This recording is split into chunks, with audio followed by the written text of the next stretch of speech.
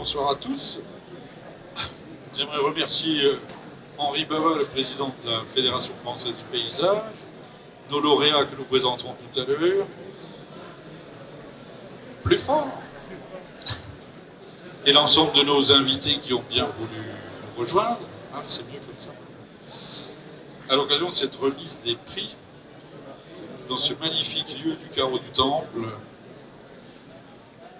remise des prix et présentation des lauréats de leur création, primés par le jury du concours de design organisé par Cinegraph et en collaboration avec la Fédération française du paysage, que nous remercions vivement. On remercie aussi Madame Jeanne et les organisateurs de ce salon Material and Light de nous avoir accueillis et nous permettre de remettre ce prix. J'ai oublié de me présenter, donc moi je suis Vincent Chalet, le président de Cinegraph. Ce concours était donc ouvert à 2 populations de paysagistes, concepteurs. Il fallait qu'ils soient membres de la Fédération française du paysage et nous avions comme catégorie les jeunes talents. Et puis on ne dit pas les vieux, alors on dit les paysagistes concepteurs confirmés. Voilà. Le thème était inventer le mobilier dans l'espace urbain de demain, donc c'est un sujet très vaste et très intéressant. Il s'agit bien de penser à un mobilier non pas pour lui-même, mais dans son contexte ou dans l'espace qui lui est destiné. C'est ce qui était recherché.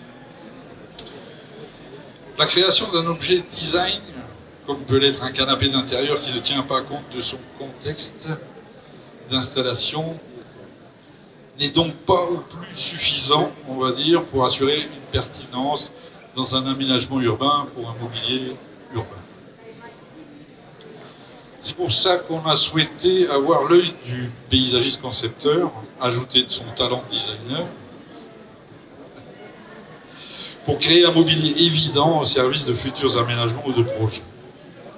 Alors, un mobilier urbain de demain doit répondre à de nombreuses problématiques et il n'est plus un objet simple. Il doit intégrer de manière évidente les fonctionnalités attendues et les fonctionnalités nouvelles à créer, de manière ergonomique. Il doit être personnalisable ou adaptable au contexte d'installation. Il doit être simple dans sa mise en œuvre. Il doit être bien sûr écolo et durable par le choix des matériaux, des traitements, sans oublier la maintenance, la remise en état et le réemploi des matériaux, qui est un sujet que la loi AGEC va nous imposer dans les prochains temps. On doit s'occuper de sa fin de vie. Il doit être économiquement abordable, ce qui implique que son procédé de fabrication soit bien maîtrisé pour qu'il soit de très haute qualité et à la hauteur des ambitions de chacun. Quand je dis chacun, c'est aussi bien le fabricant que le paysagiste concepteur, que la personne qui nous passe commande et qui va gérer l'espace. Il doit être esthétique et prendre toute sa place dans l'espace public, mais il doit aussi ne prendre que sa place. C'est pas lui le chef de meute. Et il doit enfin donner envie aux concepteurs comme à l'aménageur d'espace. Et il doit donner envie à l'usager qui doit en comprendre de manière intuitive l'ensemble des usages. Avec de tels attendus, il est judicieux de réunir pour sa conception les talents de designers, de paysagistes concepteurs et d'industriels qui, ainsi additionnés et sublimés, donnent un bon résultat.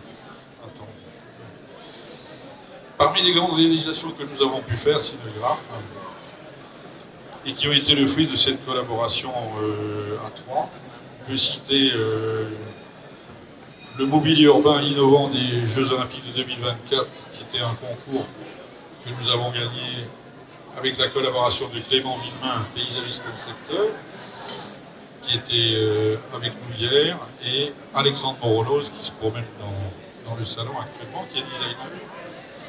On a comme grande réalisation Calais Plage avec l'ensemble des mobiliers, avec l'agence Base comme paysagiste concepteur, et puis un jeune couple de designers qui étaient des étudiants de base à Lausanne.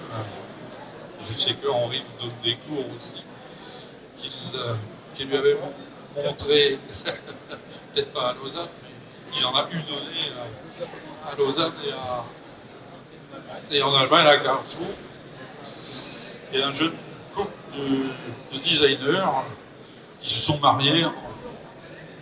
On les a connus copains, ils ont fini par se marier. Ils s'appellent Classens et qui viennent de Suisse. Donc, on a fait les réaménagements de Vincennes avec Michel Pénat et Bernard Altamegoiti pour le design, alors qu'il est architecte. Et enfin Nice, la promenade du Paillon, toujours avec Michel Pénat et Arturo Elfsman comme designer. Donc vous voyez que vous pouvez utiliser les savoir-faire des scénographes en sélectionnant ses produits dans son programme, mais également nous solliciter dans vos projets nécessitant un mobilier spécifique ou autre que vous avez envie de mettre en œuvre et que nous serions très heureux de développer et d'adapter avec vous. Raphaël Tourillon, qui est à ma gauche, qui est notre directeur de la prescription, se fera une joie de collaborer avec vous. Il va vous présenter rapidement, tout à l'heure, les lauréats du concours Inventer le mobilier urbain dans l'espace. Inventer le mobilier dans l'espace urbain de demain. Je passe la parole en attendant à Henri, qui va nous dire 2-3 mots. Merci beaucoup Vincent Chaleur. J'exprime d'abord au nom de la Fédération française du paysage, cette belle Fédération française du paysage et des paysagistes concepteurs, toute notre gratitude envers Cinographe pour le fait de nous accompagner dans nos projets. Produisez avec nous, vous nous aidez à concevoir, à fabriquer avec du bois, du métal, les différentes surfaces. Il y a tout un savoir-faire, je dirais, que vous apportez, qui est absolument indispensable. On ne peut pas dessiner simplement avec un crayon dans une agence. Il faut aller jusqu'au bout, vraiment votre appui. Cet appui, il est essentiel pour toute la profession. On a parlé des paysagistes concepteurs, les architectes, je vois l'équipe Altamegoiti en face de moi, bien entendu, on a besoin de vous. Et je suis aussi très heureux de pouvoir, avec vous, organiser ce concours de design de mobilier urbain pour effectivement les jeunes talents que vous représentez, madame, Caroline Chapiron, et puis aussi à ma droite, les talents confirmés. En fait, c'est un concours ouvert à tous les paysagistes concepteurs, quel que soit leur âge, quelle que soit leur région. Et c'est important de marquer, finalement, de marquer le fait qu'il y a un jury, qu'on a regardé, qu'on a comparé, et qu'on a de promouvoir ces talents, finalement, qu'ils soient jeunes ou moins jeunes, en tout cas de promouvoir ces talents, qu'ils soient un peu, alors là on masque un peu, mais ils vont être montrés un petit peu tout à l'heure, qu'ils soient des types de mobilier finalement flexibles, modulables, enfin, qu'ils soient comme une bobine, comme un fil qu'on peut dérouler, qu'on peut combiner, qu'on peut tisser, c'est ce que vous proposez, ou alors que ce soit des colonnes rafraîchissantes comme on voit ici à côté, donc l'agence Maillot, pour des endroits notamment, enfin on en parlait tout à l'heure ensemble, parfois en sous-sol on a tout un tas de réseaux qui nous empêchent de planter, de trouver de la place pour les racines, donc d'imaginer des verticalités rafraîchissantes, des supports, des plantations, des supports qui peuvent eux-mêmes être mis en réseau. Voilà. Là aussi on peut tisser d'une autre manière, plutôt en hauteur de ce côté-ci, on peut tisser au sol avec la bobine. Donc en fait, imaginez l'espace public, la qualité de l'espace public, avec tout un contexte de climat qui commence à changer énormément. On s'en aperçoit tous les jours. Malheureusement cet été, on a eu nos forêts qui ont brûlé, on a une température actuellement là dans cette salle qui est assez haute aussi. Donc on a besoin d'espaces publics bien pensés, rafraîchissants. Et donc ce concours Cinographe, FFP, me semble très utile pour tous, toute la profession. Merci à vous.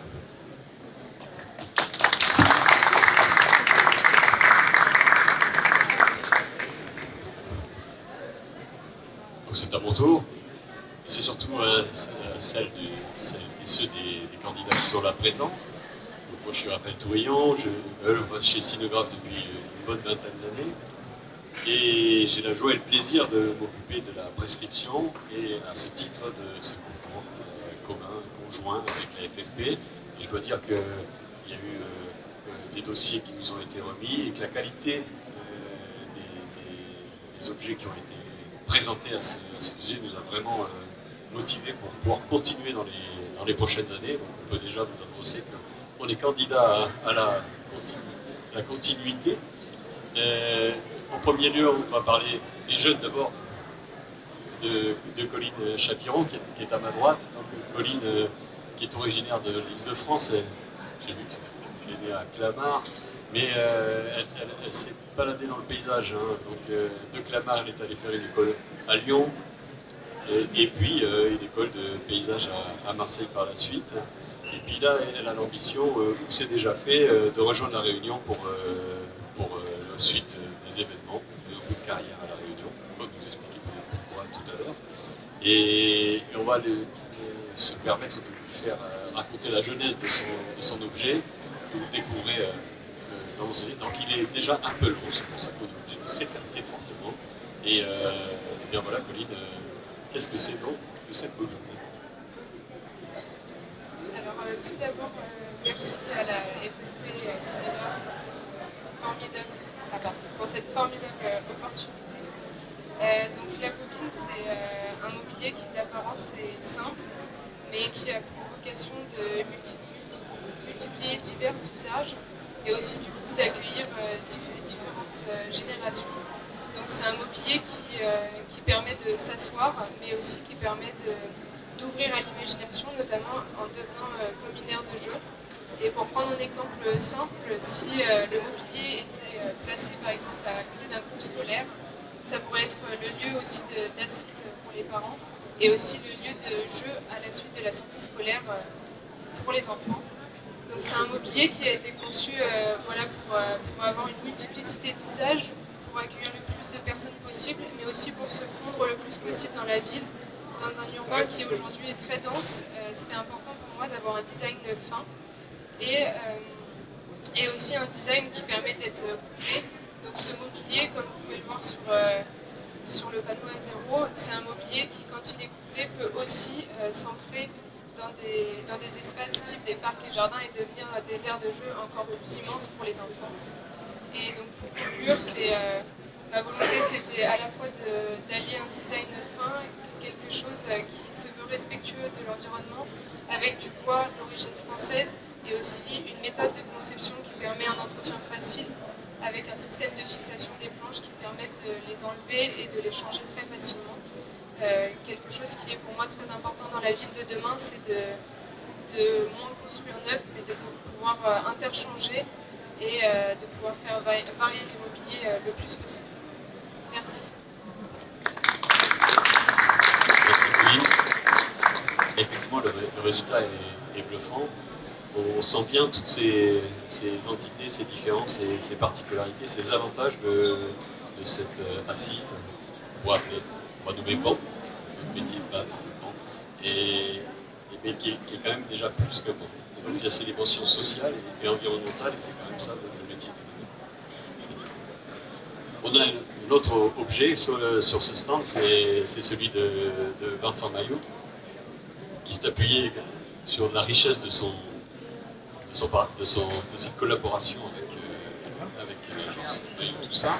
Donc Vincent également a eu un diplôme technique dans la partie parc et jardin, et puis il est diplômé d'école de Versailles en tant que paysagiste concepteur.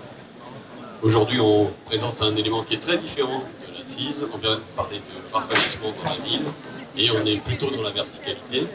Quelle a été la base de ce travail, Vincent? Merci également la FFP et Cinographe pour ce prix. On est très content parce qu'en fait on partage notre agence avec des paysagistes, des designers et des graphistes. Donc on est content d'avoir ce prix. Et l'idée en fait qui a été élaborée au sein de l'agence avec Marie-Charlotte et Sarah, l'idée au départ c'est un manque, c'est-à-dire qu'on cherche à planter de plus en plus dans la ville, mais souvent les arbres sont trop près des réseaux, on ne peut pas planter près des façades.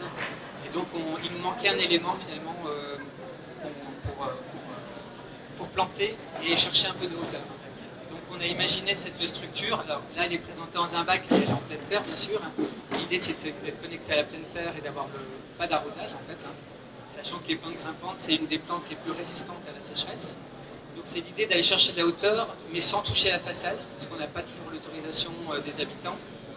L'idée aussi, c'est pour de ramener du végétal, mais aussi des végétales avec des parfums. Ça peut être des rosiers, du jasmin, donc ramener aussi des odeurs en ville. Et après, c'est une structure polyvalente qu'on peut utiliser comme ça en poteau unique, mais aussi décliner sous forme de tonnelles, ajouter des brumisateurs, ajouter de l'éclairage avec des petites ampoules de type guinguette, par exemple. Voilà, on peut le décliner à l'infini en pergola. En tout cas, voilà, on est sûr qu'il trouvera bien sa place en ville. On a eu l'occasion de le tester sur un de nos projets très récemment et il fonctionne très bien. Alors, on a planté nous de la vigne et des kiwis. On parle beaucoup de la ville comestible et donc on n'a pas encore récolté nos fruits en tout cas. Mais voilà, on sait qu'aujourd'hui on peut remettre aussi des plantes comestibles en ville très facilement. Merci à tous.